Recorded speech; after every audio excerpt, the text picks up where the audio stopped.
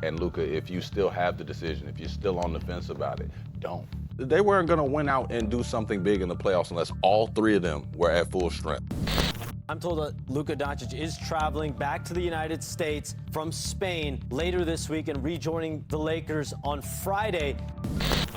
So, ayun na nga mga ka-hoops. Si Shams Charania mismo nag-report na babalik si Luka sa LA this Friday o Sabado dito sa Pinas for evaluation. Meaning, mas lumalaki ang chance na makikita natin siya sa first round against Kevin Durant, Alperen Sengun, at ang Houston Rockets. And for the Laker fans, ito na ang hinihintay ninyo. Imagine LeBron at age 41, pasan ang buong Lakers squad, leading DeAndre Ayton, Marcus Smart, at Luke Kennard to win at least 2 games, tabla ang serye at 2-2. Then, kalagitnaan ng series, babalik si Luka.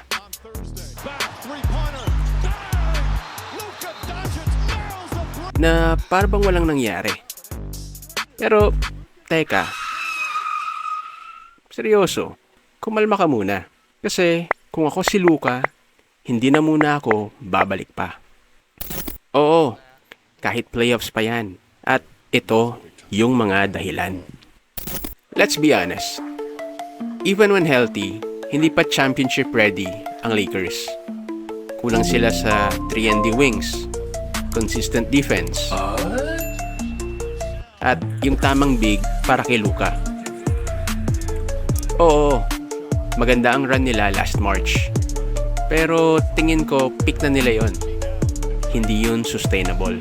And kita nyo naman nung nakalaban nila yung NBA champs, di ba? Doon natin nakita na malayo pa talaga ang agwat. Kasi sa totoo lang, para mag-champion ng Lakers this season, ang daming dapat mangyari na panig sa kanila. To the point na masasabi mong dala lang ng swerte o tsamba. So, balik tayo sa reality ngayon. Rockets ang liyamado. Heavily favored kahit sinong eksperto tanungin mo. Eh bakit nga naman hindi? Wala si Luka. Wala si Reeves. Sa series na to, pwede matapos in 5 or 6 games. Let's say bumalik si Luka. Best case. At kung somehow makalusot sila, malagpasan ang Houston Rockets. Sinong nag-aabang sa second round? Oklahoma City Thunder, ang defending champs. At alam natin nangyari this season. Hindi lang talo ang Lakers, tinambakan sila. So ngayon, ibabalik mo si Luka para dito? Worth it ba?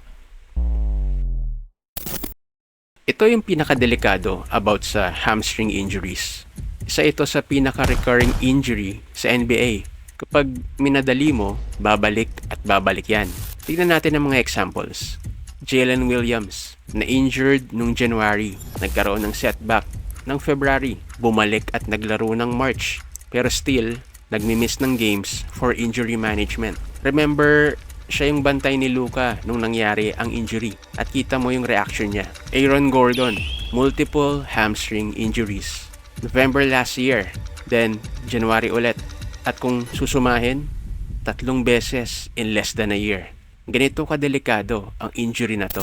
So ngayon, hindi na tanong kung kaya bang bumalik ni Luka Doncic or questionin yung desire and commitment niya sa Lakers. Ang mahalagang tanong for the management and kahit sa mga fans, dapat ba?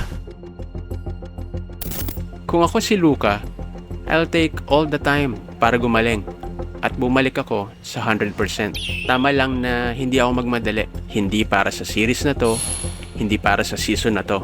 Kasi ang risk, pang matagalan. One wrong move, pwedeng career ending. At ang kapalit, best case, second round exit, hindi worth it.